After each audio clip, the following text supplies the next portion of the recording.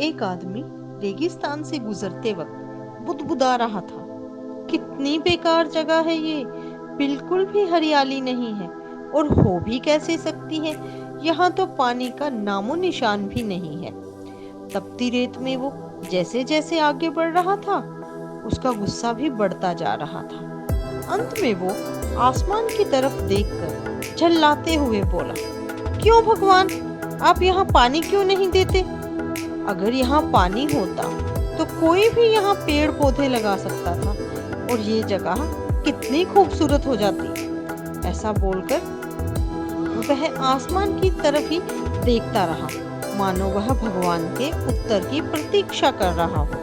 तभी एक चमत्कार हुआ। नजरें झुकाते ही उसे सामने एक कुआं नजर आ गया। वह उस इलाके में बरसों से आ जा रहा था, पर आज तक उसे वहां कोई कुआं नहीं दिखा था। वह आश्चर्य में पड़ गया और दौड़कर कुएं के पास गया। कुआं लबालब पानी से भरा था। उसने एक बार फिर आसमान की तरफ देखा और पानी के लिए धन्यवाद करने की बजाय बोला, पानी तो ठीक है, लेकिन इसे निकालने के लिए कोई साधन भी तो हो। उसका ऐसा कहना था कि कुएं के बगल में पड़ी रस्सी और बाल्टी दिख गई। एक बार फिर उसे अपनी आंखों पर यकीन नहीं हुआ। वह कुछ घबराहट के साथ आसमान की ओर देखकर बोला, लेकिन मैं ये पानी ढूंढूंगा कैसे? तभी उसे महसूस हुआ कि कोई उसे पीछे से छू रहा है। पलटकर देखा तो एक ऊंट उसके पीछे खड़ा था। अब वह आदमी एकदम घबरा गया। उसे लगा कि कहीं वो रेगिस्तान में हरियाली लाने के काम में ना फंस जाए। इस बार वो आसमान की तरफ देखे बिना तेज कदमों से आगे बढ़ गया। अभी उसने 2-4 कदम ही बढ़ाए थे कि उड़ता हुआ एक पेपर का टुकड़ा उसके पास आकर गिरा।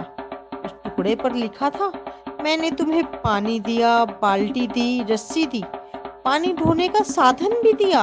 अब तुम्हारे पास वो हर एक चीज है जो तुम्हें रेगिस्तान को हरा भरा बनाने के लिए चाहिए।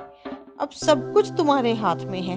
आदमी एक क्षण के लिए तो ठहरा, पर अगले ही पल वह आगे बढ़ गया और रेगिस्तान कभी भी हरा भरा नहीं बन पाया। मित्रों, कई बार हम चीजों को अपने मन मुताबिक न होने पर दूसरों को दोष देते हैं।